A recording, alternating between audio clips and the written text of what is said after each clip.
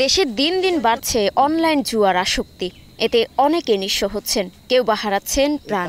সম্প্রতি গাজীপুরের শ্রীপুরে মাহমুদুল হাসান নামে এক যুবকের মৃত্যুতে ফের আলোচনায় এসেছে এই ভয়াবহতা।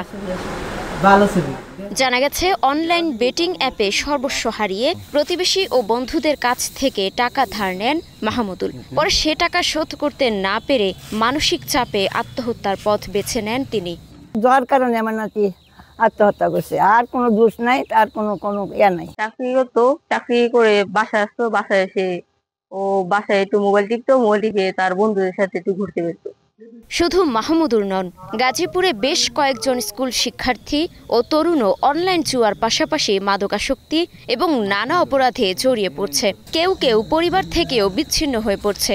আপনারা আপনাদের নিজেদের জীবনকে এই জুয়া থেকে বাঁচিয়ে নিয়ে আসুন, এটার মধ্যে আসক্ত হবেন না এবং গার্জিয়ানদের কাছে অনুরোধ থাকবে আপনারা আপনাদের সন্তানকে দেখে শুনে রাখবেন। অনলাইনে যখন জুয়ার মাধ্যমে সে এখানে অন্তর্ভুক্ত হয়ে যায়, আসক্ত হয়ে যায়, তখন তার পরিবার থেকে সে বিভিন্নভাবে চাপ প্রয়োগ করছে, তার পরিবারটাকে ধ্বংস করে দিচ্ছে।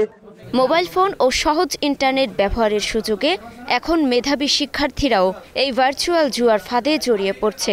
এতে শিক্ষা কার্যক্রম থেকে ঝরে পড়ার হার বাড়ছে উদ্বেগজনকভাবে। ডিভাইস দিলেও তারা সেটা কি সদ্ব্যবহার করছে কিনা সে ব্যাপারে যদি প্রত্যেকটা বাবা মা এবং তার গার্ডিয়ান যদি সচেতন হয়, তাহলে তাদেরকে ওইখান থেকে এই যে যুব সমাজ আজকে ধ্বংসের দ্বার প্রান্তে, এখান থেকে ফিরিয়ে আনা সম্ভব হবে বলে আমি মনে করি। যুব উন্নয়ন কর্তৃপক্ষ বলছে, অনলাইন জুয়া ও মাদক থেকে তরুণ সমাজকে দূরে রাখতে বিভিন্ন সংগঠনের মাধ্যমে চলছে সচেতনতামূলক প্রচারণা। অনলাইন জুয়ায় আসক্ত না হয় সেভাবে আমরা উদ্বুদ্ধ করি এবং শ্রীপুরে আমরা যারা বেকার যুবক তাদেরকে আমরা বিভিন্নভাবে প্রশিক্ষণ দিয়ে মোটিভেট করে বেকারত্ব দূরীকরণ করার জন্য তাদেরকে আমরা মোটিভেট করি। অন্যদিকে পুলিশ বলছে, অনলাইন জুয়ার কারণে দিন দিন বাড়ছে অপরাধ প্রবণতা। এসব নিয়ন্ত্রণে নিয়মিত অভিযান পরিচালনা করছে আইন শৃঙ্খলা বাহিনী। প্রত্যেকটা এলাকায় যারা শিক্ষক, সমাজসেবক এবং এলাকার স্থানীয় বর্গ যারা আছে তাদেরকে আমরা ব্রিফিং এর মাধ্যমে এবং আমাদের বিট ইনচার্জ যারা প্রত্যেকটি ইউনিয়ন ভিত্তিক কাজ করে তাদের মাধ্যমে আমরা প্রত্যেকটা এলাকা, মসজিদ এবং যেখানে লোকজনের সমাগম থাকে সেইখানে তাদেরকে অনলাইন বন্ধের বিষয়ে আমরা ব্রিফ করে যাচ্ছি। অনলাইন জুয়ার এই নেশা ধীরে ধীরে গ্রাস করছে তরুণ সমাজকে।